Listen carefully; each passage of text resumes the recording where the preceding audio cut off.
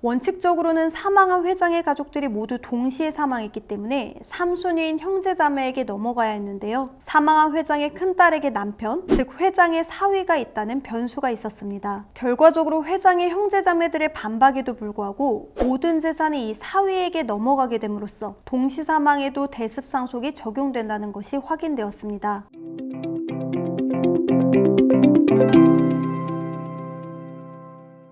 안녕하세요. 상속 전문 변호사 유지은입니다. 얼마 전 무안에서 발생한 비행기 사고 소식에 전 국민이 모두 애도의 시간을 갖고 있는데요. 희생자의 아이도 포함되어 있는 데다 대부분 가족여행을 다녀오다 온 가족이 참사를 당한 소식에 안타까움을 더하고 있습니다. 먼저 희생자 유가족 여러분들께 진심으로 위로의 말씀 올립니다. 오늘은 이런 불행한 사고로 가족의 누군가가 사망하게 되면 상속관계가 어떻게 되는지에 대해 정리해 드리려고 하는데요. 갑작스레 상속을 준비하셔야 하는 누군가에게 조금이나마 도움이 되었으면 좋겠습니다.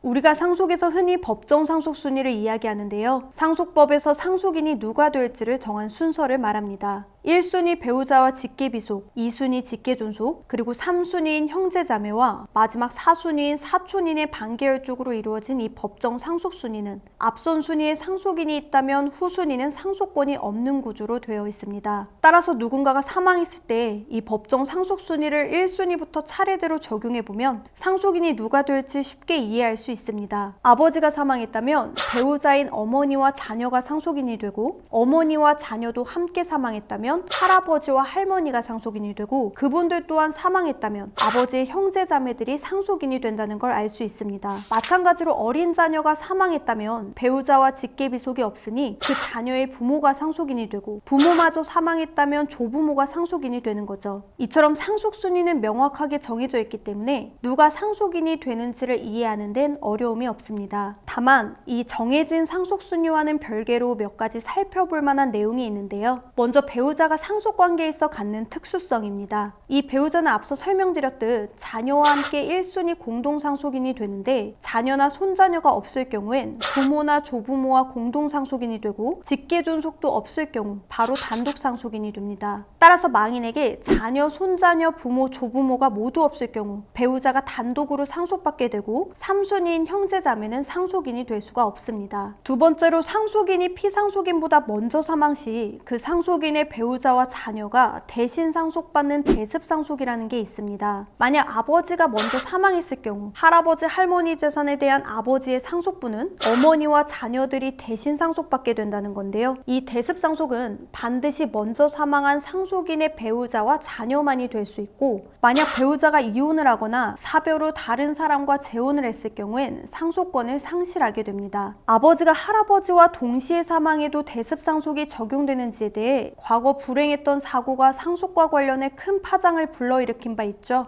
바로 1997년에 발생한 괌 비행기 추락 사고인데요. 당시 1,000억 원이 넘는 재산을 소유하던 모그룹의 회장과 그 부인, 그리고 직계비속들이 모두 사망하게 되면서 이 남겨진 상속 재산의 행방이 큰 주목을 받게 됩니다. 원칙적으로는 사망한 회장의 가족들이 모두 동시에 사망했기 때문에 3순위인 형제자매에게 넘어가야 했는데요. 사망한 회장의 큰딸에게 남편, 즉 회장의 사위가 있다는 변수가 있었습니다. 결과적으로 회장의 형제자매들의 반박에도 불구하고 모든 재산이 이 사위에게 넘어가게 됨으로써 동시사망에도 대습상속이 적용된다는 것이 확인되었습니다. 지금까지 누가 상속인이 되는지에 대해 설명드렸다면, 다음으로 기존의 상속권이 후순위에게 넘어가는 두 가지 사안을 살펴볼 필요가 있습니다. 첫 번째는 바로 상속 포기입니다. 기존의 상속인들이 상속을 포기할 경우 후순위 상속인에게 상속권이 넘어가게 되는데, 보통은 상속재산보다 채무가 많은 경우에 이루어지게 됩니다. 만약 본인이 후순위 상속인이라면 선순위 상속인들이 포기를 하는 순간 본인에게 채무가 넘어오기 때문에 눈여겨보았다 반드시 본인도 상속 포기를 하셔야 한다는 점 주의하시기 바랍니다. 두 번째는 상속 결격 사유와 새롭게 통과된 상속권 상실 선고 제도가 있는데요. 이 두 가지는 결이 약간 다르긴 하지만 기존 상속인의 상속권을 박탈한다는 공통점이 있습니다. 선순위 상속인이 요건에 해당해 상속권을 상실할 경우 후순위 상속인에게 상속권이 돌아가기 때문에 실제 상속인이 달라질 수 있다는 점 참고하시면 되겠습니다.